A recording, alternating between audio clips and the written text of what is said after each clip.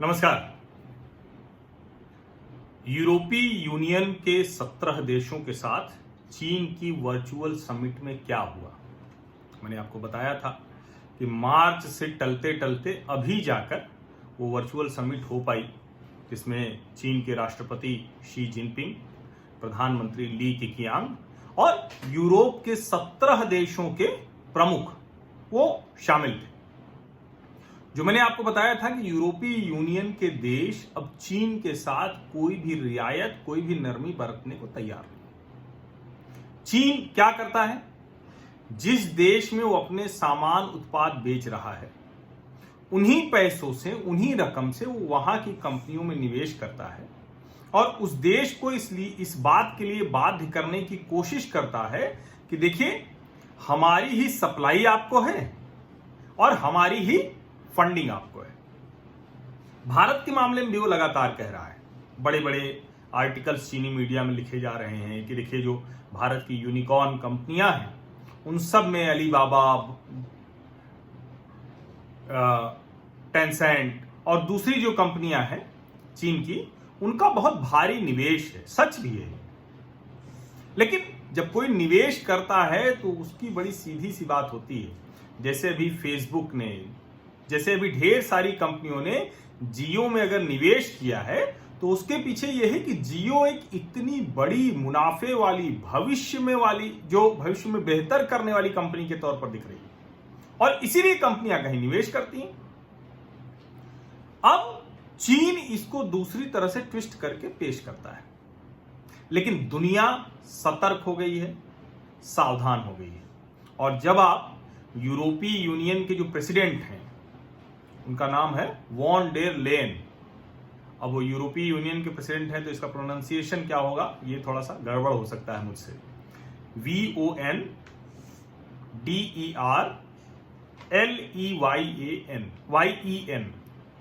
तो अब ये वॉन डेर लेन या वॉन डेर लेन, ये जो भी होगा ये नाम इनका होगा। तो यूरोपीय यूनियन के प्रेसिडेंट ने जो बयान दिया है वो स्पष्ट कर देता है कि चीन को कितना जोर का तमाचा लगा है। इस बार जो वो निगोशिएशन करने गया था, जिसको पहले उसने सोचा कि इसको हम लगातार टालते रहेंगे, यूरोपीय यूनियन पर दबाव बनाएंगे, उनकी अर्थव्यवस्था स्टैग्नेंट हो गई है, सबसे ज्यादा चाइनीज वायरस का कहर उनके ऊपर पड़ा है, ये कोशिश चीन की असफल हो गई। और जब वो कहें कि खत्म हुई बैठक, तो जो मैंने आपको पहले भी बताया था कि साझा बयान तक दोनों पक्षों के बीच का नहीं आ पाया, यानी यूरोपीय यूनियन के 17 देश और चीन, इनकी वर्चुअल समिट के बाद जो साझा बयान आना था, ज्वाइंट स्टेटमेंट आना था, वो भी नहीं आया। इससे आप समझ सकते हैं कि इस मजबूत समूह और चीन के बीच में कितनी दूरियां बढ़ गई, खाई कितनी बढ़ गई। हालांकि डिप्लोमेटिक तौर पर दोनों ये कोशिश कर रहे हैं कि हमारी तरफ से कुछ गड़बड़ होता हुआ नहीं दिखे, लेकिन बहुत कड़ाई से यूरोपीय यूनियन के देशों ने हांगकांग, चीन के मानवाधिकार, चाइनीज वायरस, उससे लड़ाई में जो चीन ने गड़बड़ी की, आगे उसकी भूमिका जो ठीक नहीं दिख रही है, निवेश, जो कारोबार है, जो सब्सिडी अपनी कंपनियों को देकर सामान सस्ता कराता है, ये भी बहुत बड़ा खेल है स्टील एल्युमिनियम का खास करके। इन सब पर यूरोपीय यूनियन के देशों ने कड़ा ऐतराज जताया है। अब मैं आपको जो 17 देशों और चीन के बीच की वर्चुअल समिट थी, उसके बाद जो यूरोपीय यूनियन के प्रेसिडेंट ने जो बयान है उसको मैं बताता हूं, इससे बहुत कुछ साफ हो जाएगा। इस बयान की जो शुरुआत की है यूरोपीय यूनियन के प्रेसिडेंट ने, उन्होंने कहा है कि रणनीतिक तौर पर अति महत्वपूर्ण और सर्वाधिक चुनौती भरा रिश्ता चीन और यूरोपीय यूनियन के देशों का बीच का है। बड़ी सीधी सी बात है, $75 बिलियन के ट्रेड डेफिसिट में है यूरोपीय यूनियन।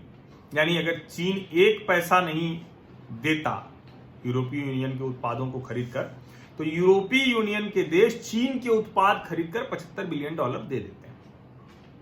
अब ये आप इसको ठीक से समझिए, भारत का $65 बिलियन का ऐसा ही मसला है। अब जब उन्होंने कहा कि हमने जो भी मुद्दे थे उस पर जो आगे बढ़ना था, और बढ़ना बहुत जरूरी है, लेकिन हम आगे बढ़ नहीं सके, किस पर?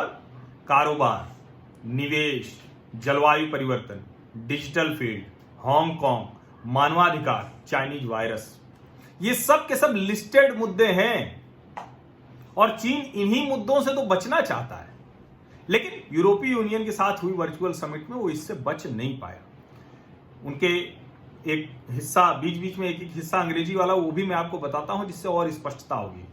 Our discussions were both intense and they were indeed wide-ranging, from trade and investment to climate action and digital field, from Hong Kong to human rights, and of course, the coronavirus response. Hong Kong की चर्चा यूरोपीय union के देश कर रहे हैं और अभी आगे मैं बताऊंगा कि उन्होंने क्या कहा है। हांगकांग के मसले पर और मानवाधिकार के मसले पर यूरोपीय यूनियन के प्रेसिडेंट ने कहा कि हम इस पर किसी तरह से नरमी नहीं बरत सकते, कोई समझौता नहीं होगा। मैं वो पैरा पढ़ के सुना देता हूं। Charles has already focused on many of the important issues that we discussed, including on Hong Kong and human rights. I do not want to repeat what has already been said, but let me reiterate that for the European Union, human rights and the fundamental freedoms are non-negotiable. यानी मानवाधिकार और जो मूलभूत अधिकार हैं ये non negotiable हैं, इस पर कोई समझौता नहीं हो सकता। उन्होंने कहा we always raise our concerns, that was the case today too. पहले भी हम कह रहे थे, आज भी ये बात हम कह रहे हैं। And insist on having our view on these topics. करारा तमाचा मारा है। चीन को सबसे ज्यादा कहें कि वो एकदम चिटपिटा जाता है, उसकी मुश्किल हो जाती है जब कोई हांगकांग और मानवाधिकार की बात कर ले, और उस पर अगर कोरोना वायरस की बात कर ले तब तो एकदम ही पागल हो जाता है, क्योंकि उन्हीं मुद्दों से वो बचना चाहता है। वो तानाशाह देश है ना। और यूरोपीय यूनियन का जो बयान, उनके प्रेसिडेंट का बयान, वो स्पष्ट करता है कि चीन का अड़ियल रुख और तानाशाही रवैया वो यूरोपीय यूनियन के साथ किसी भी तरह की बातचीत आगे बढ़ाने में बाधा बन रहा है। Of course we discuss trade and investment. Indeed the European Union is China's biggest trading partner and China is our second biggest. We will soon be in a position to sign our agreement on geographical indications. This guarantees a high level of protection for our respective producers, and that is good. And yet, we continue to have an unbalanced trade and investment relationship. We have not made the progress we aimed for in last year's summit statement in addressing market access barriers. कह रहे हैं जो चीन के साथ पिछले साल बात हुई थी, जो हमने तय किया था, उस पर आगे नहीं बढ़ पाए। और मैंने आपको बताया था कि पोलैंड में 2012 का पोलैंड का चीन के साथ जो कारोबारी घाटा था वो $10.3 बिलियन था, जो 2018 में बढ़कर 19 तक आते आते $28.4 बिलियन हो गया। आप समझिए, चीन ऐसे बर्ताव करता है, जिनके साथ वो समझौता करता है उनके पीठ पीछे वो विश्वासघात करता रहता है, चाहे वो कारोबारी मसला हो या फिर सीमा का मसला हो, जो भारत के साथ भी वो कर रहा है। वो आगे कहते हैं, we need to follow up on these commitments urgently and we also need to have more ambition on the Chinese side in order to conclude negotiations of an investment agreement. These two actions would address the asymmetry in our respective market access and would improve the level playing field between us. ये काम करोगे तब तो ठीक है, नहीं तो नहीं हो पाएगा.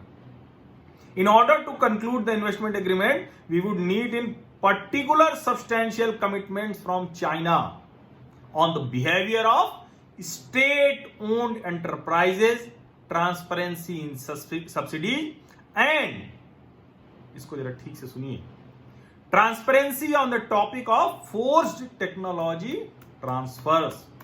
यूरोपीय यूनियन बहुत साफ है, जो काम कर रहा है, ये चीन जिस तरह से देशों को अपने कब्जे में लेता है जिस तरह से वहां के बाजार को, वहां की सिक्योरिटी को, वहां की डिजिटल सिक्योरिटी को, उस सब को अपने कब्जे में लेता है, वो यूरोपीय यूनियन इस बार बहुत सतर्क है। अमेरिकी विदेश मंत्री माइक पॉम्पियो ने कहा था कि आर्थिक पट्टी हटाइए। मैं तो कहता हूं कि आर्थिक चश्मा ठीक से लगाइए।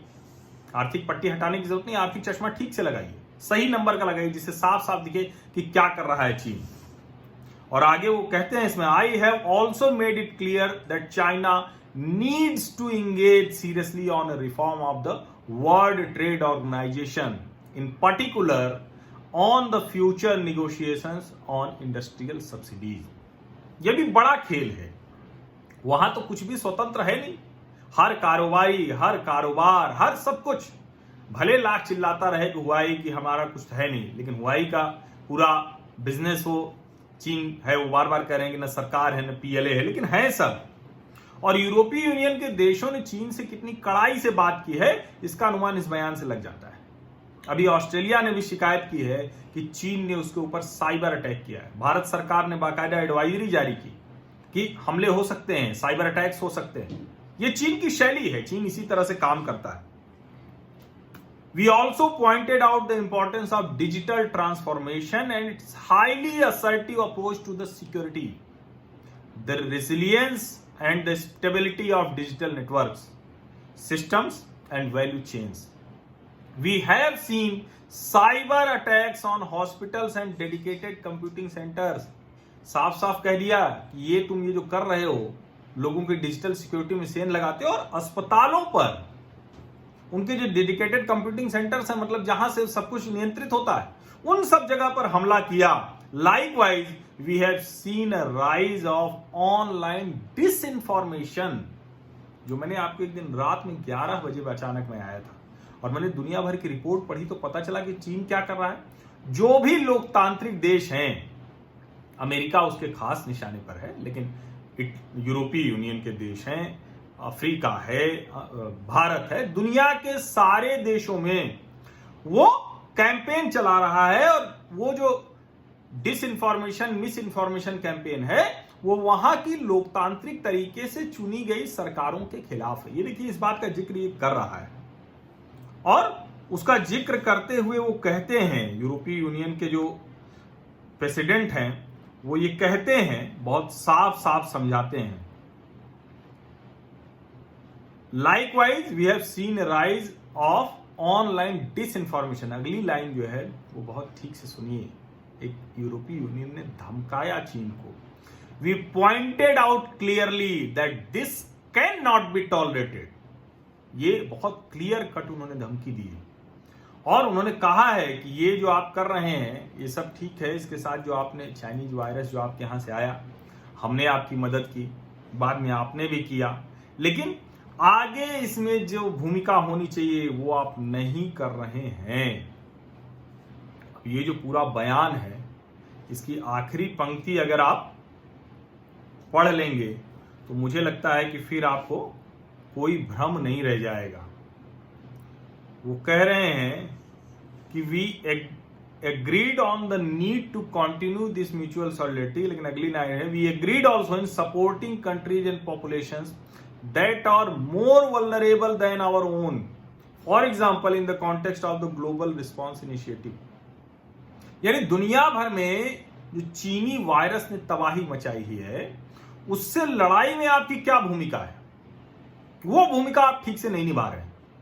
और आगे उन्होंने कहा है, अच्छा ये बहुत साफ है कि इस बयान के बाद, इस ज्वाइंट स्टेटमेंट के ना आने के बाद और यूरोपीय यूनियन के प्रेसिडेंट के इस बयान के बाद ये स्पष्ट है कि चीन को खाली हाथ लौटना पड़ा। $75 बिलियन का जो ट्रेड डेफिसिट है, यूरोपीय यूनियन के देश अब वो बर्दाश्त करने को तैयार नहीं है। ये निवेश, कारोबार, ये जो गणित है ना चालाकी वाला, कि आप ही के यहां से हम पैसे लेके आपके यहां निवेश कर रहे हैं और हम उसको समझाते हैं, लेकिन दोनों तरफ से हम आपके ऊपर हैं काबिज। ग्लोबल टाइम्स भारत के संदर्भ में भी यही सब विश्लेषण समझाने की कोशिश कर रहा है कि अगर चीनी सामानों पर प्रतिबंध लगा तो भारत में मांग धीमी हो जाएगी। एक मोबाइल मार्केट है जहां हम थोड़ा सा इस मुश्किल में पड़ते हैं कि क्या करें, क्योंकि टॉप 5 जो कंपनियां हैं वो चाइनीज, सिर्फ एक मसला है। इसके अलावा कहीं ऐसी दिक्कत नहीं है। वो जो एपीआई की बात कर रहा है दवा कंपनियों के लिए, जो वो बिल्कुल गलत है। वेंटिलेटर पर उसने कहा था, हमने वो करके दिखा दिया। हमें N95 मास्क और जो पीपीई किट है उसकी जरूरत नहीं है दुनिया की, और हम हर चीज में स्वावलंबी हो जाए। वो ऑटोमोबाइल में कह रहा है, ऑटोमोबाइल में हमारी कंपनियां पूरी तरह से सक्षम है, और जो बचा खुचा भी होगा उसको हम ठीक कर लेंगे। लेकिन इतना जरूर समझिए कि हर देश दुनिया का अब चीन के साथ सतर्क हो रहा है, सावधान हो रहा है। तो आप भी सिर्फ भावुकता में मत होइए। बहुत से कारोबारी, बहुत से उद्योग संगठन ये दबाव बनाएंगे कि जो मैंने आपको बताया था कि जो पोर्ट पर और एयरपोर्ट पर कस्टम क्लियरेंस नहीं हो रहा है, 100% चेकिंग हो रही है। अब सैंपल चेक नहीं हो रहा है, अब पूरा माल जो चीन से आया वो सब चेक होगा, और ये चेकिंग की वजह से देरी हो रही है, सप्लाई देर हो रही, डिले हो रही। वो पूरी खबर मैं अलग से आपको बता दूंगा, वैसे मैंने उसका एक हिस्सा तो आपको बताया ही। तो सरकार की नीतियां बहुत स्पष्ट हैं, WTO की ऐसी फाउंडेशन है जिसकी वजह से सीधे तौर पर प्रतिबंध है, और सीधे तौर पर प्रतिबंध लगाना भी नहीं चाहिए। आपको उसी तरह से काम करना चाहिए जैसे चीन ने धीरे धीरे धीरे धीरे करके ये काम किया है। और आपको इस बात की चिंता नहीं करनी चाहिए कि आपको चीन का बाजार नहीं देखना है। हमको तो चीन के बाजार में जाना ही नहीं, न उससे लेना है न देना है, जितना कम कर सके हमें दूसरे बाजार खोज लेने हैं। और हमें अगर लेना ही होगा तो वो बस ध्यान ये रखना है कहीं रूटिंग तो नहीं हो रही है। जैसे सिंगापुर के जरिए बहुत सा फाइनेंस किया हुआ है, हांगकांग के जरिए बहुत सा फाइनेंस किया हुआ है, तो रूटिंग तो नहीं हो रही, ये ध्यान रखना है। पहले जो हुआ है वो सब भूल जाइए, वरना अभी बहुत से भावुक लोग आके रहे हम तो ऐसे हैं जिंदगी भर। ये भारतीय भी बहुत से ना, वो यही बताते रहते हैं, छोटी सी खबर आई तो खुद ही एकदम हो जाते, अरे देखिए चीन ने ये कर दिया। अरे भाई चीन ये कर ही रहा है, ये बेवकूफी से बाहर निकलिए ना, थोड़ा तो समझदारी की बात कीजिए। 21वीं शताब्दी का भारत है और आप वो गर्व रखिए, उस तरह से बात कीजिए। यूरोपीय यूनियन के देशों ने एक बहुत बढ़िया, कहें उसको चेतावनी, जो भी कहें वो बहुत बढ़िया तरीके से दी है। दुनिया के दूसरे देशों को भी सतर्क रहना चाहिए। भारतीयों को भावुक नहीं होना है, भावुकता मन में रखनी है, कड़ा एक्शन चुपचाप करते रहना है। ये करते रहिए, धीरे धीरे चीन को समझ में आएगा। वो जो बता रहा है ना कि हमारा ही निवेश है, हमारी ही कंपनियां बड़ी हो रही हैं, हमारे ही उत्पाद हैं, सब कुछ जो बता रहा है, डिपेंडेंस, निर्भरता, तो आत्मनिर्भरता की तरफ दुनिया बढ़ रही है। सिर्फ भारत आत्मनिर्भर नहीं हो रहा है, दुनिया आत्मनिर्भर हो रही है। बहुत बहुत धन्यवाद। और अगर आपको इस तरह के वीडियोज, इस तरह की बातचीत, चर्चा ज्यादा सुननी है तो आप हमारे चैनल को सब्सक्राइब कर लीजिए, नोटिफिकेशन वाली घंटी जरूर दबा दीजिए, जिससे समय से आपको वीडियो की जानकारी मिल जाएगी।